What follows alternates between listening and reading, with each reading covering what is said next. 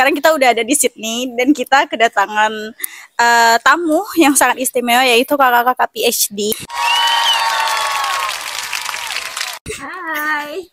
Hai. Jadi kami ini sama-sama dapat beasiswa Australia Awards Intake di tahun 2023. Nah, jadi kita nanya dulu kali ya, kenapa mereka berdua itu milih AAS? Alasannya mungkin pertama karena paling early ya untuk book opening untuk admission ya, sebenarnya admission ya. Awal Untuk tahun. Iya, awal tahun. Jadi ya mungkin salah satu alasannya ya. Kemudian alasan lain mungkin karena ada banyak support ya. Kalau dengar-dengar dari pengalaman Wardi sebelumnya, mulai dari awal kedatangan hingga sudah sampai di Australia itu ada officer yang bantu untuk segala macam adaptasi dan sebagainya. Iya, benar. Diurusin gitu guys semuanya. Kalau Mbak Mili gimana? Sama Mbak Ega, karena ini yang paling awal buka ya udah lamar. Tapi waktu running AS juga ngelamar LPDP, tapi nggak dilanjutin. Kita sekarang ke pendaftaran ya. Iya. Udah dikit ago. Tahun ini kan agak beda tuh Mbak pendaftarannya. Nggak ada lagi 2 website yang harus diisi. Jadi websitenya cuma 1. Nah kalau kita kan ada 2 tuh. Oasis sama Australia website. Kan mereka berdua ini ngambilnya PhD. Itu gimana Mbak tahap pengisiannya? Iya, 2. Lupa kan? Cuma mengakses satu website. Oh iya ya. Oke. Dua, ngisi 2. Tapi untuk lebih jelasnya mungkin cek di panduan ya. Seingatnya sih mungkin cukup informatif ya cara pengisiannya di panduan, kemudian juga yang diisi juga tidak banyak, tidak complicated ya. Jadi ada pertanyaan, kemudian ada kolom yang diisi dan itu ada maksimum karakternya. Jadi kita tidak usah panjang lebar membuat essay ini itu yang klise, itu nggak perlu karena sudah cukup jelas pertanyaannya dan ada maksimum words atau characters yang diisi. Kemudian kalau untuk PhD sendiri sih yang penting sih mungkin itu ya research proposal ya, agar sesuai dengan apa bidangnya, kemudian memang menarik dan memang ada gap knowledge yang ingin dijawab dari research proposalnya, mungkin itu ya.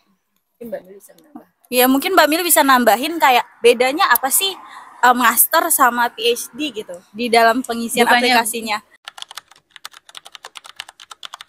Banyak, banyak. Tapi memang short answer sih, nggak yang panjang-panjang gitu. Oh ada tambahan ya, kolom tambahannya? Gak ada, kayaknya cuma proposal doang kan ya. Yang lainnya juga sama kayaknya mah. Iya. Cuman terkait ini kan kayak leadership gitu-gitu kan. Nggak ada sih.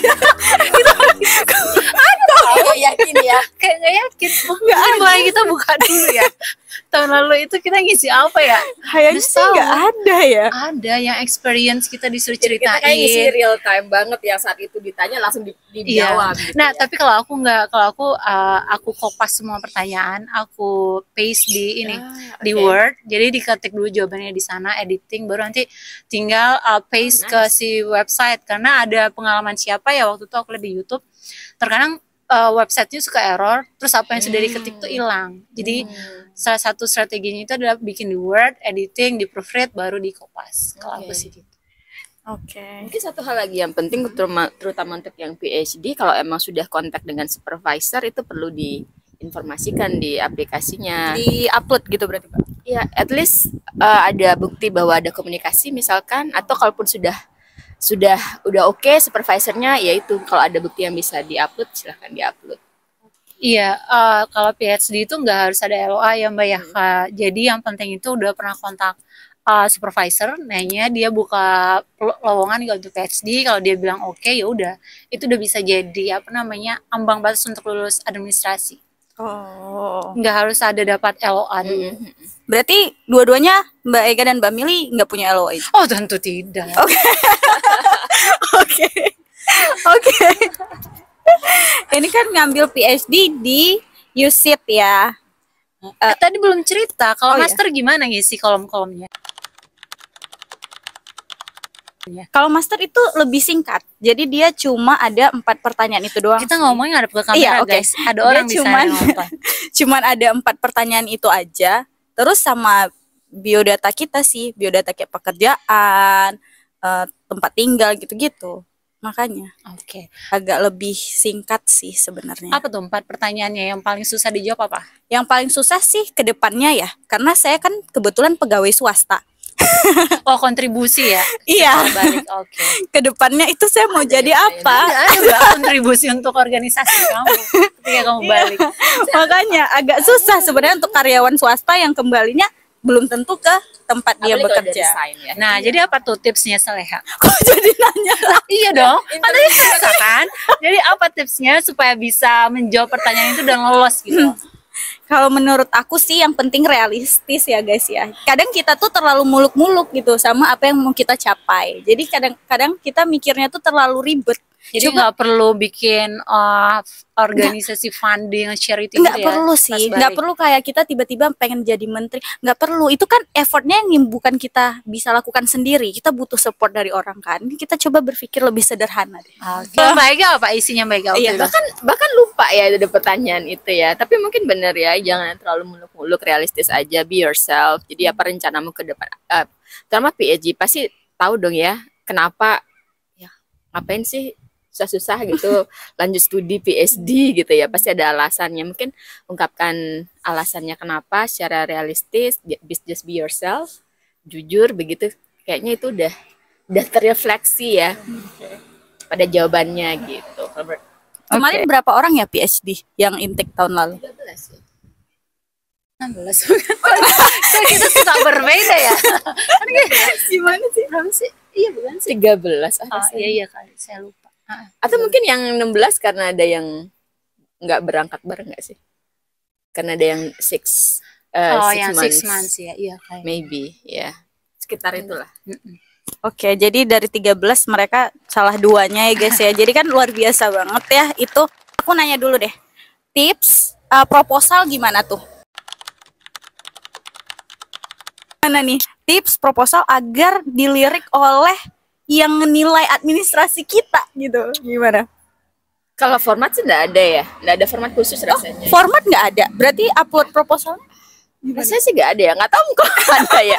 Rasanya sih nggak ada format khusus ya. Iya, nggak ada. Oh berarti kalau recommendation letter kan ada formatnya tuh. Kalau proposal berarti nggak ada? Tapi mungkin ada, pasti kita tahu dong ya komponen utama riset proposal seperti apa. Tapi kalau untuk format khusus nggak ada seingat aku ya. Apa ya rahasianya? Nggak ada sih. Yang penting sesuai dengan area yang sedang menjadi fokus beasiswa. Kan beasiswa AS ada fokus area yang ingin di apa istilahnya, diprioritaskan gitu. Jadi mungkin kalau sesuai ya itu pertama yang penting, harus sesuai dengan area prioritas dari AS-nya sendiri. Mungkin Mbak Mili bisa lebih jelas. Iya, itu benar sih, harus sesuai prioritas AS. Cuman terkadang kan nggak semua major ya yang bisa fit in gitu. Yang biasanya tuh pasti diutamakan kan medicine gitu kan, health, terus juga public health, kalau nggak agriculture, something like that. Nah, kalau misalnya kayak aku itu pandai-pandai mencari celah sih intinya kan. Pura-pura menghubung-hubungkan aja ada hubungan. Ya misalnya kan aku politik, kalau dipikir dengan, apalagi kemarin kan kalau nggak salah kan dalam rangka ini ya, pemulihan ekonomi dan pembangunan after COVID kan, itu di mana coba masuk politiknya, apalagi track record research aku nggak ada hubungannya sama itu. Nah yang penting tuh pandai-pandai mencari celah aja sih sebenarnya, mengait-ngaitkan antara fokus risetnya kamu sama apa sih yang pengen dicapai oleh AS gitu. Dan itu butuh semedi sih. Berapa lama nih proses buat proposalnya nih Mbak Mili dan Mbak Ega?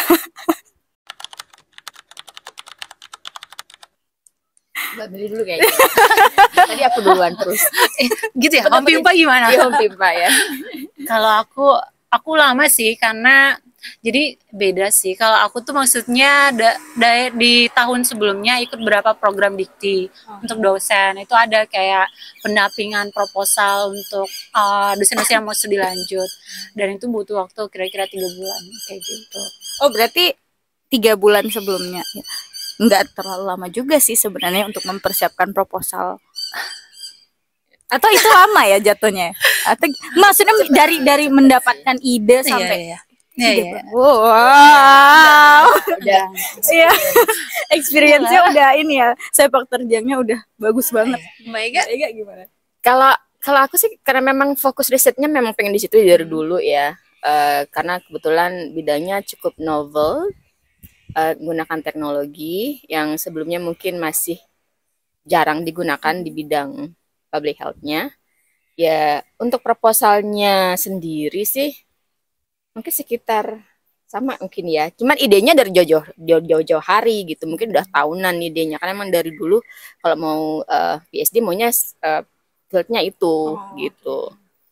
Itu kalau nulis kalau sudah ada ide dan konsepnya sih cepet ya 3 bulan. Betul. Tapi yang cari idenya itu yang mungkin yang agak lama dan gap apa sih yang ingin di